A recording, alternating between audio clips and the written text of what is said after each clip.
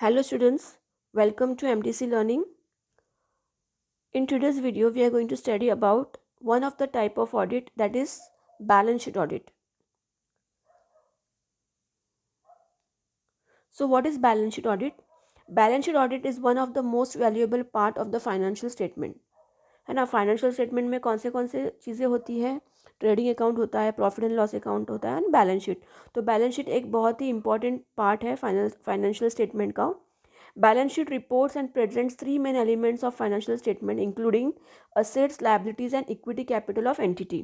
Correct. तो balance sheet से हमें क्या पता चलता है स्टूडेंट्स? बैलेंस शीट से हमें कंपनी के असेट्स कितने हैं, कंपनी की लायबिलिटीज़ कितनी है, कंपनी का कैपिटल कितना है, इक्विटी शेयर कैपिटल कितना है, ये सारी चीज़ें हमें बैलेंस शीट से पता चलती है.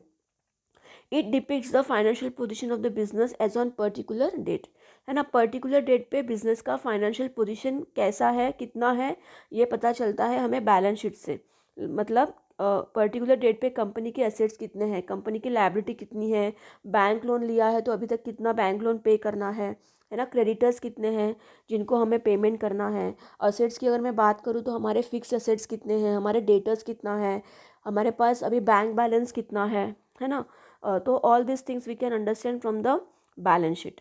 Balance sheet is more like a mirror. Balance sheet क्या है? It is like a mirror, the one which reflects the true position of assets and liabilities of the business as on particular date. है ना.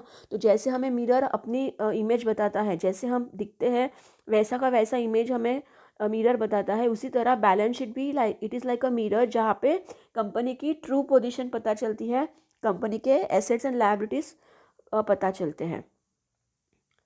Balance sheet audit means, अभी balance sheet audit क्या होता है? Balance sheet audit means verification of the items appearing in the balance sheet. है ना, balance sheet audit मतलब क्या होता है? जो भी चीज़ें बैलेंस शीट में दी है उसे एग्जामिन करना, उसे ऑडिटर एग्जामिन करता है. ठीक है, मान लो कि बैलेंस शीट में दिया है 5 लाख का फर्नीचर, तो ऑडिटर जो है ये फर्नीचर को फिजिकली वेरीफाई करेगा.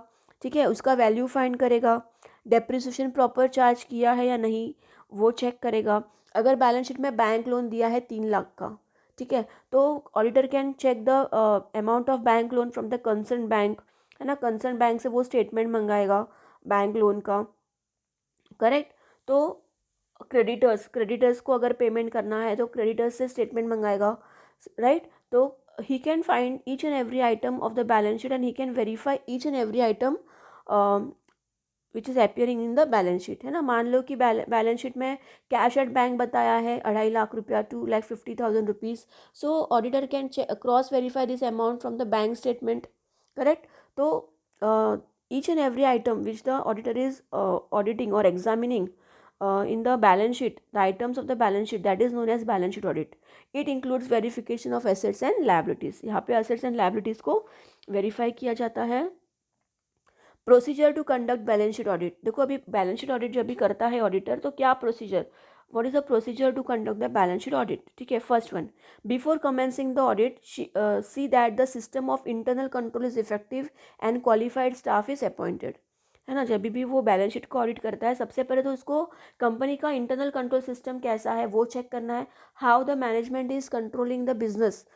Correct. How the management is internally controlling the business and जो कंपनी का स्टाफ है वो कितना क्वालिफाइड है.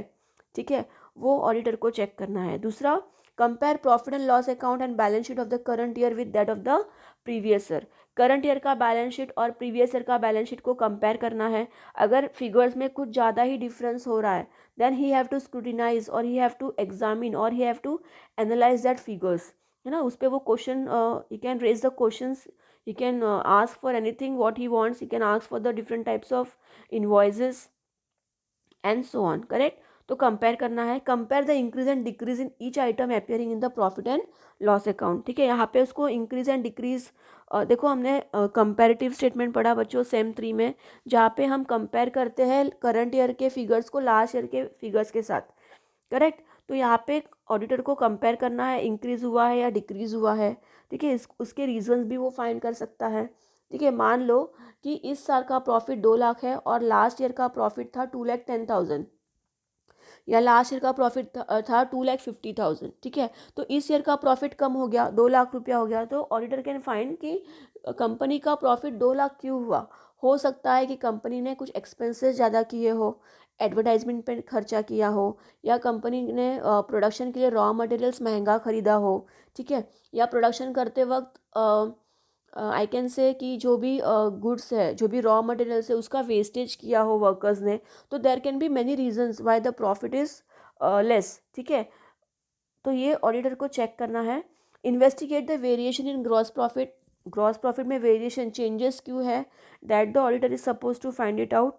Then examine the details of material consumed and find out its ratio to production, है ना। ऑडिटर को ये चेक करना है कि कितना मटेरियल कंज्यूम किया है प्रोडक्शन करने के लिए, और find out its ratio to production, material कितना कंज्यूम किया है और उसका प्रोडक्शन कितना हुआ है, that the auditor is suppose to check it out. अच्छा, ऑडिटर ये ग्रॉस प्रॉफिट या profit and loss statement, profit and loss account क्यों चेक करेगा? बिकॉज सी ग्रॉस प्रॉफिट पे बेस्ड होता है अपना नेट प्रॉफिट, है ना, और नेट प्रॉफिट पे बेस्ड होता है अपना प्रॉफिट जो हम बैलेंस शीट में लिखते हैं, ठीक है। तो बैलेंस शीट में जो प्रॉफिट है वो करेक्ट है या नहीं, ये चेक करने के लिए ऑडिटर को ट्रेडिंग अकाउंट और प्रॉफिट एंड लॉस अकाउंट भी चेक करना पड़ता है, correct. Then next one is find out whether there is any change in depreciation and see its effects on the profit and loss and balance sheet, है ना। Auditor को ये check करना है कि डेप्रिसिएशन जो है क्या इसमें कोई वेरिएशन है, ठीक है। डेप्रिसिएशन का मेथड फॉलो प्रॉपर किया है, मतलब अगर company fixed fix line straight line method अगर कंपनी फॉलो करती है, तो क्या कंपनी ने इसी साल भी स्ट्रेट लाइन मेथड फॉलो किया है या WDV मेथड फॉलो किया है, that is return down value method, ठीक है।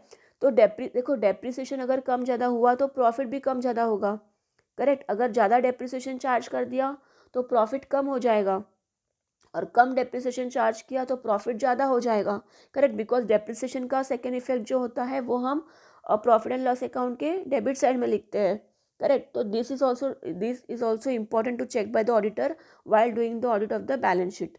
Then investigate into the items of non recurring nature and see that profit और loss on the sale of fix asset is properly ascertain, है ना।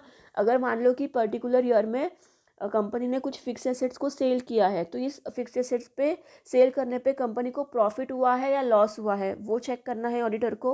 और अगर profit हुआ है then it should be disclose on the profit and loss account credit side. अगर loss हुआ है तो it should be disclose on the profit and loss account debit side. और साइमल्टेनियसली जो भी पर्टिकुलर पार्ट फिक्स एसेट्स का sale किया है वो बैलेंस शीट में से लेस करना है, correct. So that is important, that should be scrutinised by the auditor. Then get the details of assets and liabilities as on the date of the balance sheet. जो भी balance sheet में assets and liabilities बताई है उसकी details मंगाओ management से या accountant से, वो डिटेल्स वेरीफाई करो, ठीक है ना। जैसे अगर बैलेंस शीट में बताया है कि बैंक लोन 8 लाख रुपया, तो बैंक से स्टेटमेंट मंगाओ, है ना, या कंपनी को जो भी उनके क्लाइंट है ऑडिटर के उनको पूछो कि हमें ये स्टेटमेंट बताओ, ठीक है। क्रेडिटर्स को अगर 3 लाख रुपया पे करना है तो क्रेडिटर्स से कंफर्म करो, क्रेडिटर्स को लेटर भेजो। So creditors will give you the confirmation कि हाँ हमें 3 लाख रुपया इस पर्टिकुलर कंपनी से या ऑडिटर के क्लाइंट से रिसीव करना है करके। Then pay attention to the valuation of fix assets. Valuation of assets, जो भी वैल्यूएशन ऑफ एसेट्स है उस पर प्रॉपर ऑडिटर को चेक करना है कि फिक्स एसेट्स प्रॉपर वैल्यू हुए हैं या नहीं हुए हैं, correct. Then consider the details of current assets and inquire into variation. जो करंट एसेट्स होते हैं लाइक बिल्स रिसीवेबल है, डेटर्स है, कैश इन हैंड है, कैश एट बैंक है, ठीक है। तो ये करंट एसेट्स को भी ऑडिटर ने इंक्वायरी करना है, और अगर इसमें कुछ वेरिएशन है as compare to last year, तो ये अगर वेरिएशन रहता है auditor can inquire on this matter, वो इंक्वायरी कर सकता है। Next one is verify the assets and liabilities arising, ठीक है। जो भी नए एसेट्स एंड लायबिलिटीज अराइज हुए हैं इस पर्टिकुलर ईयर में या जिस ईयर का ऑडिटर ऑडिट करता है, तो वो वेरीफाई कर सकता है ऑडिटर।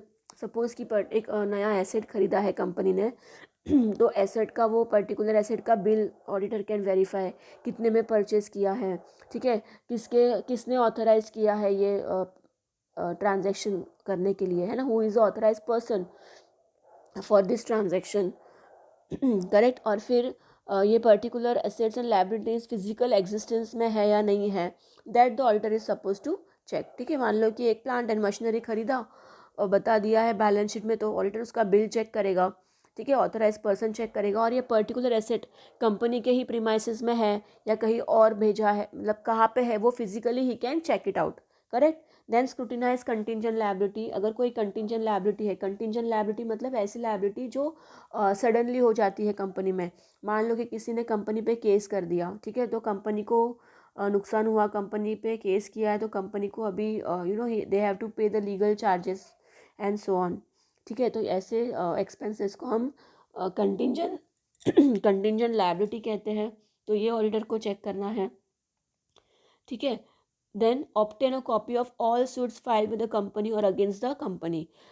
ऑडिटर को ये चेक करना है कि कंपनी ने किसी पे कोई केस तो नहीं किया है, या किसी और ने अपने क्लाइंट के कंपनी पे केस नहीं किया है। अगर किया है तो उसके पेपर्स, उसके documents the auditor have to verified, because it is going to affect the balance sheet. और यहाँ पे कंटिंजेंट लायबिलिटी ऑडिटर को चेक करना है ना। तो कंटिंजेंट लायबिलिटी के लिए auditor have to check all this copies which are filed by the company or against the company. Then see whether the presentation of financial statement is done properly as per the provision of law. जो भी financial statements prepare किए हैं वो as per law बनाए हैं या नहीं, तो वो auditor को check करना है. And the last one is check the statement of sources and application of funds, है ना। हमने sources of funds and application of funds पढ़ा था सेम 3 में, जहाँ पे सोर्सेज ऑफ फंड्स में क्या आता है, शेयर कैपिटल आता है, reserve and surplus, borrowed funds आता है ना, loan, public loan, bank loan वगैरह वगैरह, सिक्योर्ड एंड अनसिक्योर्ड। सो ये सोर्सेज ऑफ फंड्स मतलब पैसा आया कहाँ से कंपनी के पास, और एप्लीकेशन ऑफ फंड्स मतलब गया कहाँ पे, फिक्स एसेट्स में, फिर करंट वर्किंग कैपिटल ऑडिटर को देखना है। तो पैसा कंपनी के पास आया कहाँ से, that is sources of funds, और ये पैसा कंपनी ने लगाया कहाँ पे, that is known as application of funds. Maybe investment किया होगा, फिक्स एसेट्स खरीदा होगा, ठीक है ना, डेटर्स को सेल किया होगा क्रेडिट पे, करेक्ट, कुछ पैसा बैंक में पड़ा होगा, कुछ पैसा कैश इन हैंड होगा। So all this things the auditor have to check while doing the audit of balance sheet. Okay, I hope you understood this video, students. Thank you very much.